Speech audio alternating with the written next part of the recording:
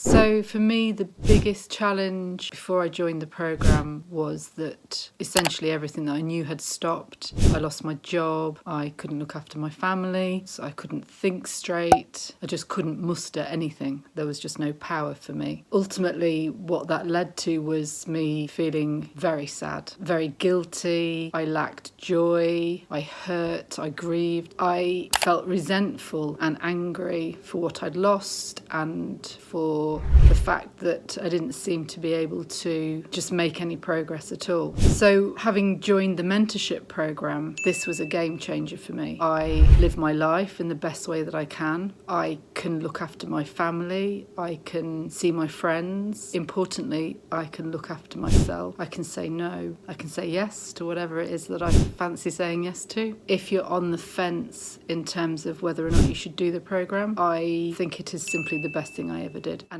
it's massive. Do it. Do the programme. It's worth it.